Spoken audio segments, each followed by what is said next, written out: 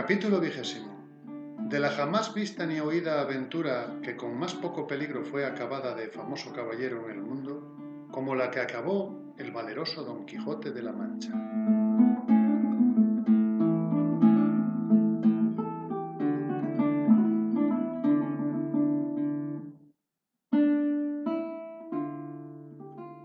No es posible, señor mío, sino que estas hierbas dan testimonio de que por aquí cerca debe de estar alguna fuente o arroyo que estas hierbas humedece. Y así será bien que vamos un poco más adelante, que ya toparemos donde podamos mitigar esta terrible sed que nos fatiga, que sin duda causa mayor pena que la hambre. Pareciéndole bien el consejo a Don Quijote, y tomando de la rienda a Rocinante y Sancho del cabestro a su asno, después de haber puesto sobre él los relieves que de la cena quedaron, comenzaron a caminar por el prado arriba a tiento, porque la escuridad de la noche no les dejaba ver cosa alguna. Mas no hubieron andado 200 pasos, cuando llegó a sus oídos un grande ruido de agua, como que de algunos grandes y levantados riscos se despeñaba. Alegróles el ruido en gran manera, y parándose a escuchar hacia qué parte sonaba, oyeron a deshora otro estruendo que les aguó el contento del agua, especialmente a Sancho, que naturalmente era medroso y de poco ánimo. Digo que oyeron que daban unos golpes a compás, con un cierto crujir de hierros y cadenas, que acompañados del furioso estruendo del agua, que pusieran pavor a cualquier otro corazón que no fuera el de Don Quijote. Era la noche, como se ha dicho, escura, y ellos acertaron a entrar entre unos árboles altos, cuyas hojas, movidas del blando viento, hacían un temeroso y manso ruido, de manera que la soledad, el sitio, la escuridad, el ruido del agua con el susurro de las hojas, todo causaba horror y espanto, y más cuando vieron que ni los golpes cesaban, ni el viento dormía, ni la mañana llegaba, añadiéndose a todo esto el ignorar el lugar donde se hallaban. Pero Don Quijote, acompañado de su intrépido corazón, saltó sobre Rocinante y, embrazando su rodela, terció su lanzón y dijo: Sancho, amigo, has de saber que yo nací por querer del cielo en esta nuestra edad de hierro, para resucitar en ella la de oro o la dorada, como suele llamarse. Yo soy aquel para quien están guardados los peligros, las grandes hazañas, los valerosos hechos. Yo soy, digo otra vez, quien ha de resucitar los de la tabla redonda, los 12 de Francia y los 9 de la fama, y el que ha de poner en olvido los platires, los tablantes, olivantes y tirantes, los febos y belianises, con toda la caterva de los famosos caballeros andantes del pasado tiempo, haciendo en este en que me hallo tales grandezas, extrañezas y fechos de armas, que escurezcan las más claras que ellos ficieron. Bien notas, escudero fiel y legal, las tinieblas de esta noche, su extraño silencio, el sordo y confuso estruendo de estos árboles, el temeroso ruido de aquella agua en cuya busca venimos, que parece que se despeña y derrumba desde los altos montes de la luna, y aquel incesable golpear que nos hiere y lastima los oídos, las cuales cosas, todas juntas y cada una por sí, son bastantes a infundir miedo, temor y espanto en el pecho del mesmo Marte, cuanto más en aquel que no está acostumbrado a semejantes acontecimientos y aventuras. Pues todo esto que yo te pinto son incentivos y despertadores de mi ánimo, que ya hace que el corazón me reviente en el pecho, con el deseo que tiene de acometer esta aventura, por más dificultosa que se muestra. Así que aprieta un poco las cinchas a Rocinante y quédate a Dios y espérame aquí hasta 3 días, no más, en los cuales, si no volviere, puedes tú volverte a nuestra aldea, y desde allí, por hacerme merced y buena obra, irás al Toboso, donde dirás a la incomparable señora mía Dulcinea que su cautivo caballero murió por acometer cosas que le hiciesen digno de poder llamarse suyo. Cuando Sancho oyó las palabras de su amo, comenzó a llorar con la mayor ternura del mundo y a decirle: Señor, yo no sé por qué quiere vuestra merced acometer esta tan temerosa aventura, ahora es de noche, y aquí no nos ve nadie. Bien podemos torcer el camino y desviarnos del peligro, aunque no bebamos en 3 días. Y pues no hay quien nos vea, menos habrá quien nos note de cobardes. Cuanto más que yo he oído predicar al cura de nuestro lugar, que vuestra merced bien conoce, que quien busca el peligro perece en él. Así que no es bien tentar a Dios acometiendo tan desaforado hecho, donde no se puede escapar sino por milagro.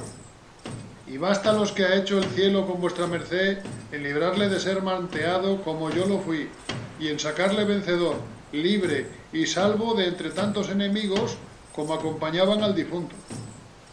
Y cuando todo esto no mueva ni ablande ese duro corazón, muévale el pensar y creer que apenas habrá vuestra merced apartado de aquí, cuando yo, de miedo, dé mi ánima a quien quisiere llevarla. Yo salí de mi tierra y dejé hijos y mujer por venir a servir a vuestra merced, creyendo valer más y no menos. Pero como la codicia rompe el saco, a mí me ha rasgado mis esperanzas, pues cuando más vivas las tenía de alcanzar aquella negra y malhadada ínsula que tantas veces vuestra merced me ha prometido, veo que, en pago y trueco de ella, me quiere ahora dejar en un lugar tan apartado del trato humano. Por un solo Dios, señor mío, que non se me faga tal desaguisado. Y ya que del todo no quiera vuestra merced desistir de acometer este fecho, dilátelo a lo menos hasta la mañana, que a lo que a mí me muestra la ciencia que aprendí cuando era pastor, no debe de haber desde aquí al alba 3 horas, porque la boca de la bocina está encima de la cabeza y hace la medianoche en la línea del brazo izquierdo. ¿Cómo puedes tú, Sancho, ver dónde hace esa línea, ni dónde está esa boca o ese colodrillo que dices, si hace la noche tan escura que no parece en todo el cielo estrella alguna? Así es, pero tiene el miedo muchos ojos y ve las cosas debajo de tierra, cuanto más encima en el cielo, puesto que por buen discurso bien se puede entender que hay poco de aquí al día.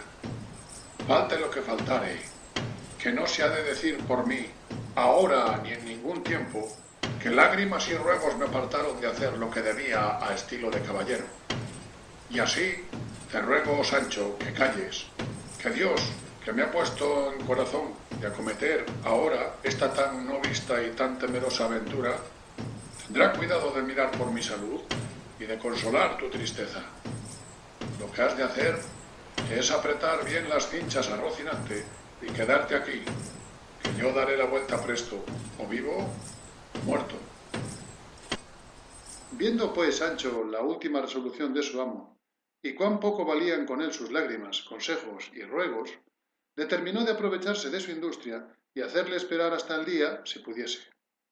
Y así, cuando apretaba las cinchas al caballo bonitamente y sin ser sentido, ató con el cabestro de su asno ambos pies a Rocinante, de manera que cuando don Quijote se quiso partir, no pudo, porque el caballo no se podía mover sino a saltos.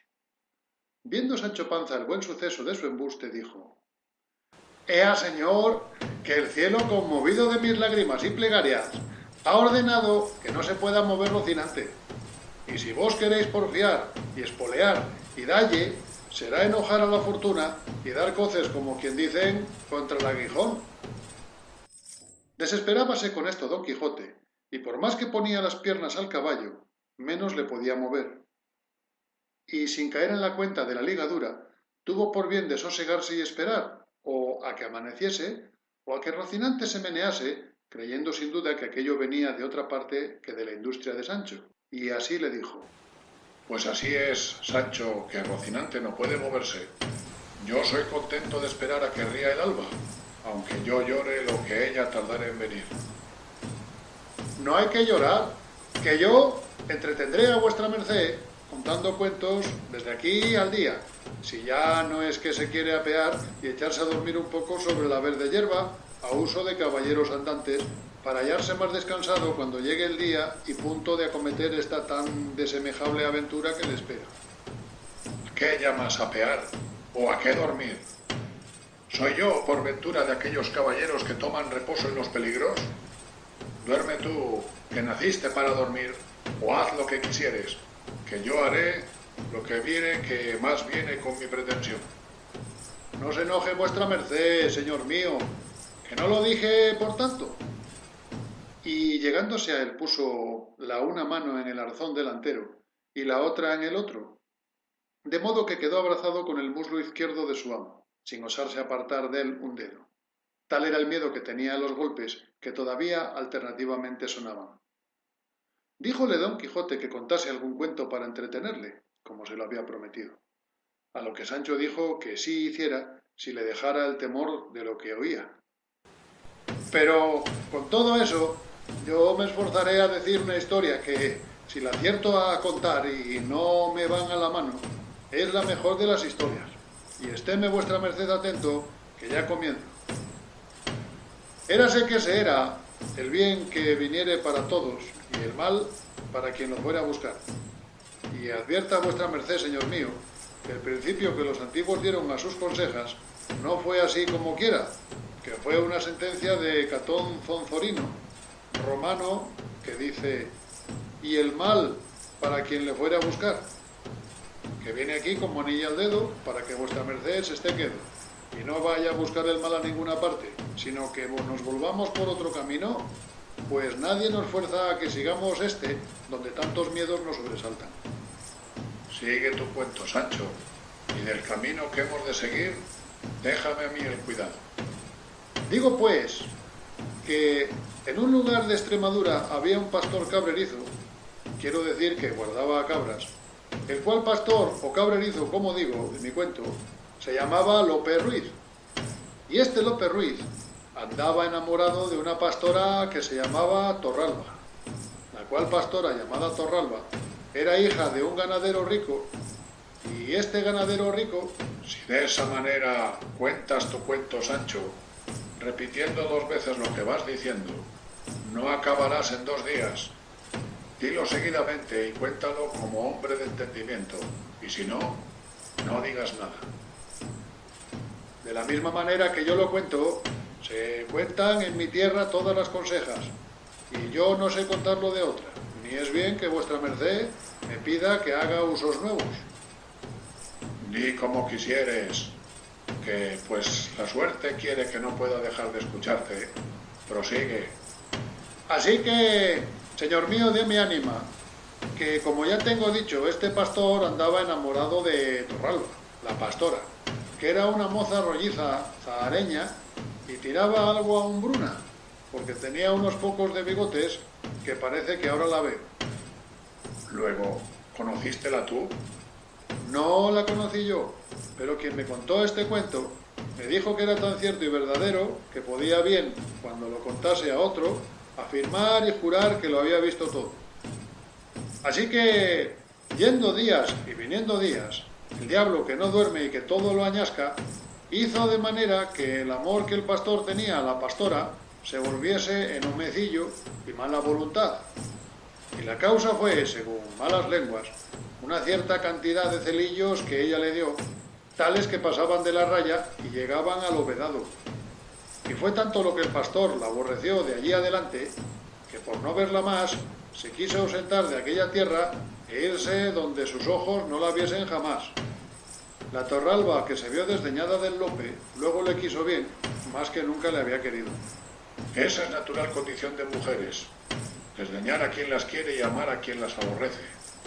Pasa adelante, Sancho. Sucedió que el pastor puso por obra su determinación, y antecogiendo sus cabras, se encaminó por los campos de Extremadura para pasarse a los reinos de Portugal. La Torralba, que lo supo, se fue tras él, y seguíale a pie y descalza desde lejos, con un bordón en la mano y con unas alforjas al cuello, donde llevaba, según es fama, un pedazo de espejo y otro de un peine, y no sé qué botecillo de mudas para la cara. Mas, llevase lo que llevase, que yo no me quiero meter ahora en averiguallo, solo diré que dicen que el pastor llegó con su ganado a pasar el río Guadiana, y en aquella sazón iba crecido y casi fuera de madre. y por la parte que llegó no había barca, ni barco, ni quien le pasase a él ni a su ganado de la otra parte, de lo que se congojó mucho, porque veía que la Torralba venía ya muy cerca, y le había de dar mucha pesadumbre con sus ruegos y lágrimas. Mas tanto anduvo mirando, que vio un pescador que tenía junto a sí un barco tan pequeño que solamente podían caber en él una persona y una cabra. Y con todo esto le habló y concertó con él que le pasase a él y a 300 cabras que llevaba. Entró el pescador en el barco y pasó una cabra. Volvió y pasó otra. Tornó a volver y tornó a pasar otra. Tenga vuestra merced en cuenta de las cabras que el pescador va pasando, porque si se pierde una de la memoria, se acabará el cuento y no será posible contar más palabras de él. Sigo pues, y digo que el desembarcadero de la otra parte estaba lleno de cieno y resbaloso, y tardaba el pescador mucho tiempo en ir y volver. Con todo esto, volvió por otra cabra, y otra, y otra. Haz cuenta que las pasó todas. No andes yendo y viniendo de esa manera, que no acabarás de pasarlas en un año. ¿Cuántas han pasado hasta ahora? Yo qué diablo sé. He ahí lo que yo dije, que tuviese buena cuenta. Pues por Dios que se ha acabado el cuento, que no hay pasar adelante. ¿Cómo puede ser eso? Tan de esencia es de una historia el saber las cabras que han pasado por extenso, que si se yerra una del número no puede seguir adelante con la historia. No, señor, en ninguna manera. Porque así como yo pregunté a vuestra merced que me dijese cuántas cabras habían pasado y me respondió que no sabía, en aquel mismo instante se me fue a mí de la memoria cuanto me quedaba por decir, y a fe que era de mucha virtud y contento.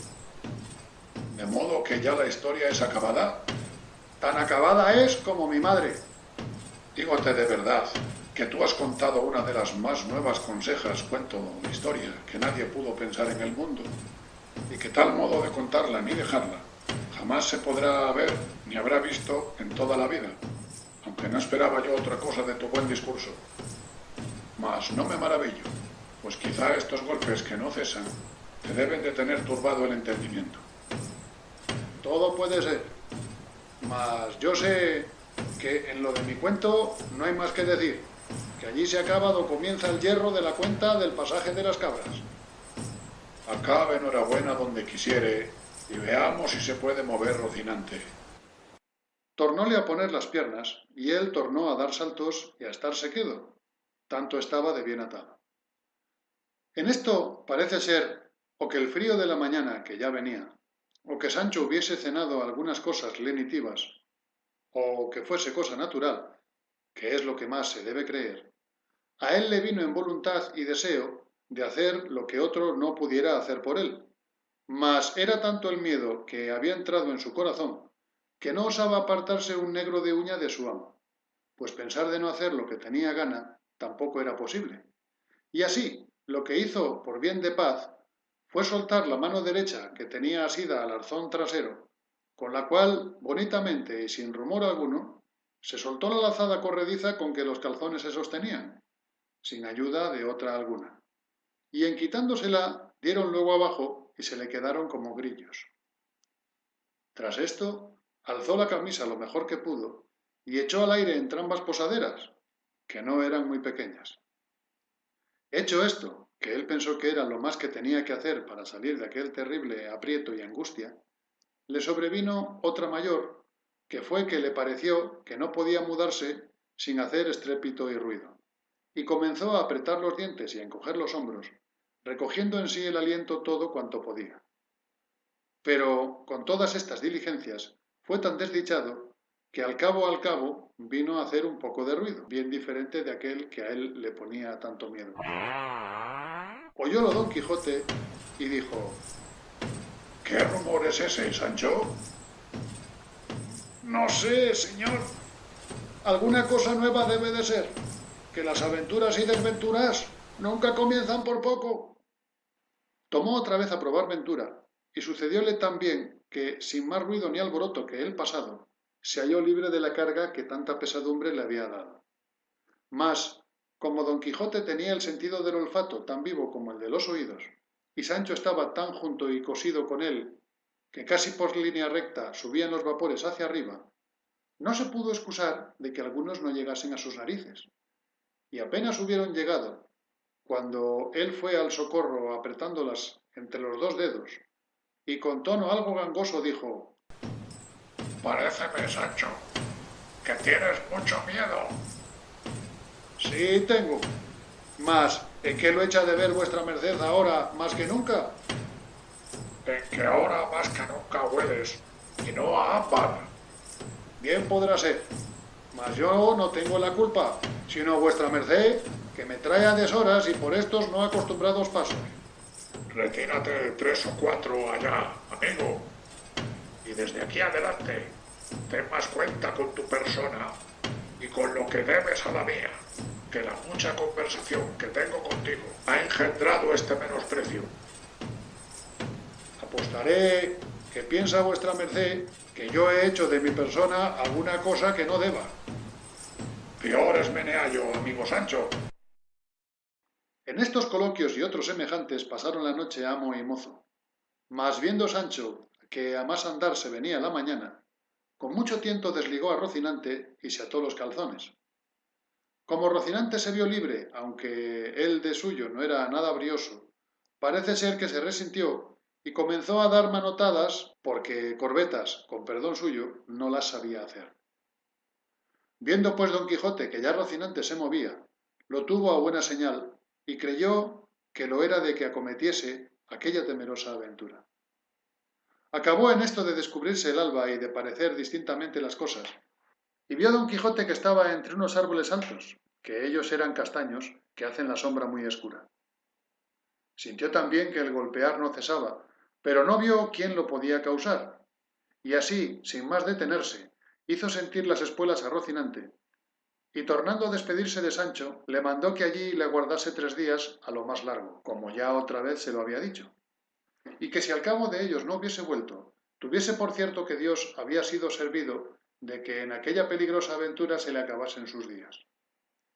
Tomóle referir el recado y embajada que había de llevar de su parte a su señora Dulcinea, y que, en lo que tocaba a la paga de sus servicios, no tuviese pena, donde se hallaría gratificado de lo tocante a su salario, rata por cantidad del tiempo que hubiese servido, pero que si Dios le sacaba de aquel peligro sano y salvo y sin cautela, se podía tener por muy más que cierta la prometida ínsula.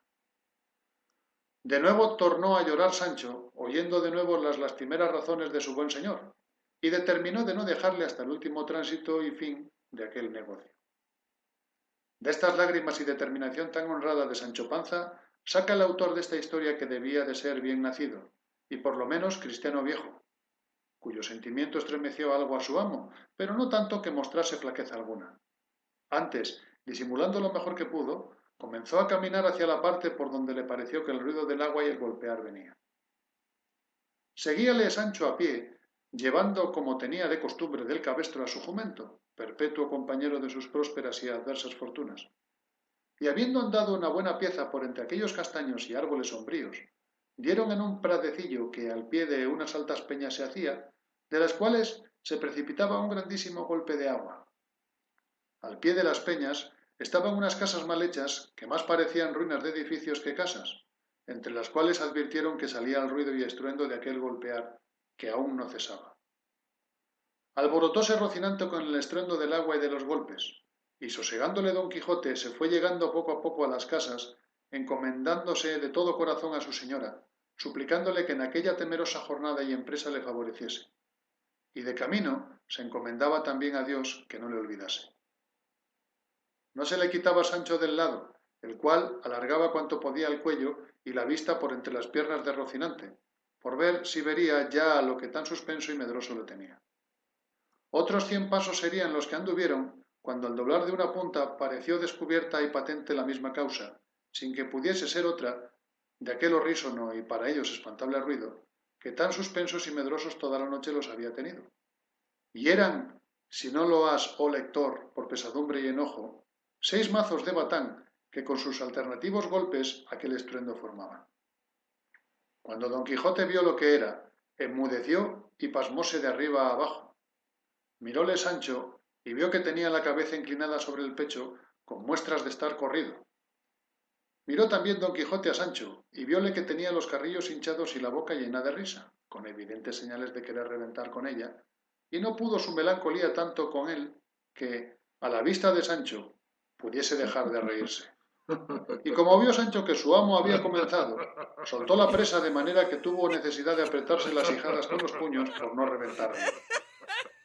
4 veces sosegó y otras tantas volvió a su risa con el mismo ímpetu que primero, de lo cual ya se daba al diablo don Quijote, y más cuando le oyó decir, como por modo de fisga: «Has de saber, oh Sancho amigo, que yo nací por querer del cielo en esta nuestra edad de hierro para resucitar en ella la dorada o de oro».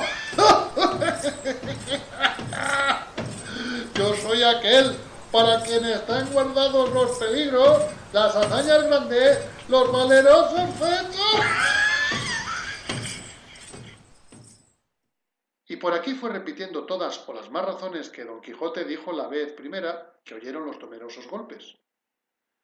Viendo pues don Quijote que Sancho hacía burla de él, se corrió y enojó en tanta manera que alzó el lanzón y le asentó 2 palos tales que, si como lo recibió en las espaldas lo recibiera en la cabeza, quedara libre de pagarle el salario si no fuera a sus herederos. Viendo Sancho que sacaba tan malas veras de sus burlas, con temor de que su amo no pasase adelante en ellas, con mucha humildad se dijo: «Sosiéguese vuestra merced, que por Dios que me burlo». «Pues porque os burláis, no me burlo yo. Venid acá, señor alegre. Pareceos a vos que, si como estos fueran mazos de batán, fueran otra peligrosa aventura, ¿no había yo mostrado el ánimo que convenía para emprendella y a caballa?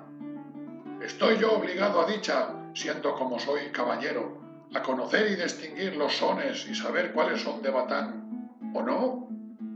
Y más que podría ser, como es verdad, que no los he visto en mi vida, como vos los habréis visto como villano ruin que sois, criado y nacido entre ellos. Si no, haced vos que estos 6 mazos se vuelvan en 6 jayanes y echádmelos a las barbas uno a uno o todos juntos, y cuando yo no diere con todos patas arriba, haced de mí la burla que quisiéredes. «No haya más, señor mío, que yo confieso que he andado algo risueño en demasía. Pero dígame vuestra merced, ahora que estamos en paz, así Dios le saque de todas las aventuras que le sucedieren tan sano y salvo como le ha sacado de esta. ¿No ha sido cosa de reír, y lo es de contar, el gran miedo que hemos tenido? A lo menos el que yo tuve, que de vuestra merced ya yo sé que no le conoce, ni sabe qué es temor ni espanto». No niego yo que lo que nos ha sucedido no sea cosa digna de risa, pero no es digna de contarse, que no son todas las personas tan discretas que sepan poner en su punto las cosas. A lo menos supo vuestra merced poner en su punto el lanzón, apuntándome a la cabeza y dándome en las espaldas, gracias a Dios y a la inteligencia que puse en ladearme. Pero vaya, que todo saldrá en la colada, que yo he oído decir: «Ese te quiere bien, que te hace llorar». Y más, que suelen los principales señores, tras una mala palabra que dicen a un criado, darle luego unas calzas, aunque no sé qué le suelen dar tras haberle dado de palos, si ya no es que los caballeros andantes dan tras palos ínsulas o reinos en tierra firme. Tal podría correr el dado que todo lo que dices viniese a ser verdad. Y perdona lo pasado, pues eres discreto y sabes que los primeros movimientos no son en mano del hombre. Y está advertido de aquí adelante en una cosa, para que te abstengas y reportes en el hablar demasiado conmigo, que de cuantos libros de caballerías he leído, que son infinitos, jamás he hallado que ninguno escudero hablase tanto con su señor como tú con el tuyo. Y en verdad que lo tengo a gran falta tuya y mía. Tuya en que me estimas en poco, mía en que no me dejo estimar en más. Sí, que Gandalín, escudero de Amadís de Gaula, conde fue de la ínsula firme, y se lee en él que siempre hablaba a su señor con la gorra en la mano, inclinada la cabeza y doblado el cuerpo more turquesco. Pues, ¿qué diremos de Gasabal, escudero de don Galaor, que fue tan callado que, para declararnos la excelencia de su maravilloso silencio, sola una vez se nombra su nombre en toda aquella tan grande como verdadera historia. De todo lo que he dicho has de inferir, Sancho, que es menester hacer diferencia de amo a mozo, de señor a criado y de caballero a escudero. Así que desde hoy en adelante nos hemos de tratar con más respeto, sin darnos cordelejo, porque de cualquiera manera que yo me enoje con vos, ha de ser mal para el cántaro. Las mercedes y beneficios que yo os he prometido llegarán a su tiempo, y si no llegaren, el salario a lo menos no se ha de perder como ya os he dicho. Está bien cuanto vuestra merced dice, pero querría yo saber, por si acaso no llegase el tiempo de las mercedes y fuese necesario acudir al de salarios, ¿cuánto ganaba un escudero de un caballero andante en aquellos tiempos? Y si se concertaba por meses o por días como peones de albañil. No creo yo que jamás los tales escuderos estuvieron a salario, sino a merced. Y si yo ahora te le he señalado a ti en el testamento cerrado que dejé en mi casa, fue por lo que podía suceder, que aún no sé cómo prueba en estos tan calamitosos tiempos nuestros la caballería, y no querría que por pocas cosas penase mi ánima en el otro mundo. Porque quiero que sepas, Sancho, que en él no hay estado más peligroso que el de los aventureros. Así es verdad, pues solo el ruido de los mazos de un batán pudo alborotar y desasosegar el corazón de un tal valeroso andante aventurero como es vuestra merced.